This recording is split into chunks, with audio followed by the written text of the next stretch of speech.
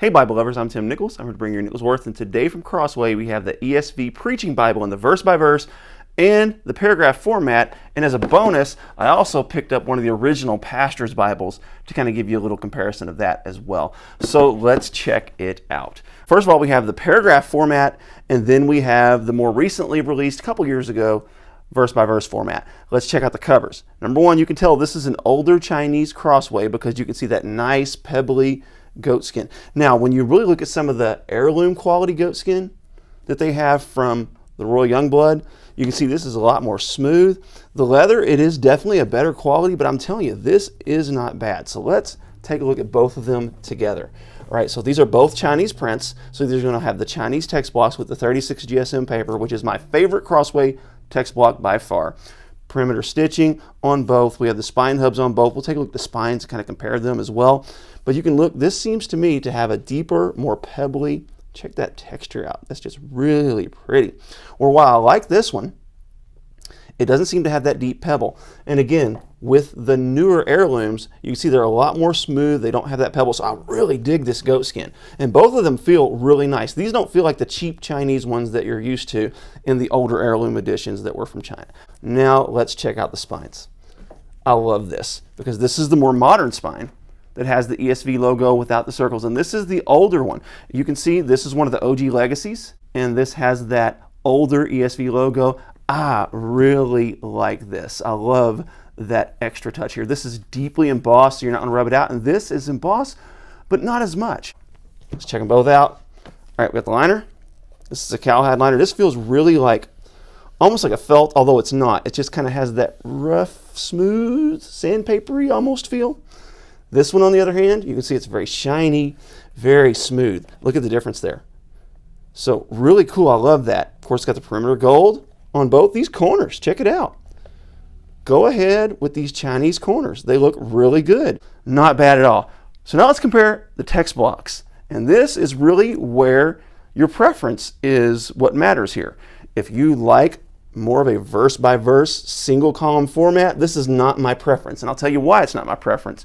I don't feel like you get enough verses per page. I always find myself struggling to find my verse in a single column verse by verse format. If it's going to be verse by verse, I definitely prefer the double column. But check this out. Both of these are called preaching Bibles. Now, I'm not exactly sure what makes this one a preaching Bible because I'm going to show you what it reminds me of. This is the Legacy, and as you can see, let's just go ahead and get to Joshua here. And you can see that looks really similar. The only difference in my mind between the preaching Bible and the Legacy is, number one, you can see this font is a bit bigger. This is a 10-point font, which is what it's listed at. I believe this is a 9. So that looks significantly smaller to me. And also, they don't put the subheadings in the outer margin on this preaching Bible. So if you like the Legacy, but these get on your nerves, go ahead and get you the preaching Bible. Because again, the only thing that makes this a preaching Bible is the definition. It's not necessarily designed for pastors. It doesn't have pastoral helps. It just has your text.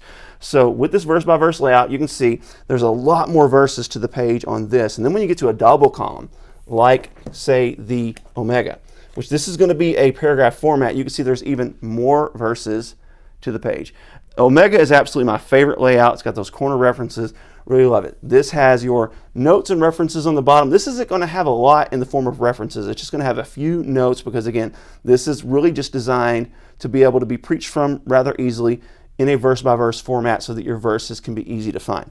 But here's how they address this in the paragraph edition. Check it out. Your verses are dark and easy to find even in the paragraph format. So it's very easy to find verse 2, verse 3, verse 4, not difficult at all. And again, minimal notes and references, that's not its design. This is not designed to be a reference Bible. This is designed to be a Bible that you do ministry in. And again, anyone can use a preaching Bible if you like this particular layout. So now, let's go ahead and take a look at this old school pastor's Bible. Now, what makes this a pastor's Bible? Well, I'm glad you asked. First of all, this has what I would say is very similar to the Omega layout. Almost identical. The font is just a little bit smaller, but you can see that's a pretty comparable layout to the Omega. Looks virtually identical. So I kind of dig that. But once you get to the end of the Old Testament, between the testaments, instead of like intertestamentary tools and stuff like that, it's going to have some pastoral helps in this one. Now this one is out of print. You're not going to find it anymore. But you have your invocations, your prayers of confessions, your announcements of assurance, historical Christian creeds. That's really cool. You have liturgy for baby dedication. Check that out. This is truly a preacher's Bible here. This is something designed to help the preacher and give them ceremonies for weddings, different liturgies for baptism, communion, wedding services, funeral services, graveside, benedictions. I'll let you take a quick look. There are some color accents with these. Really cool. If this is something that you like, unfortunately this is out of print, but you can still get it on the secondhand market. Now once you get past the book of Revelation, this is really cool as well, is it has little notes for different types of ministers.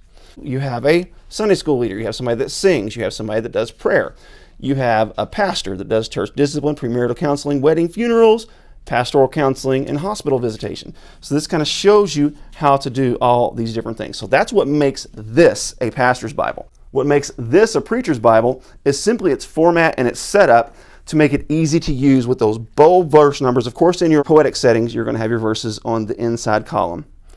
But in your non-poetic settings, you're going to have it in that nice, beautiful paragraph that gives me that legacy type of feel. So I like both of these.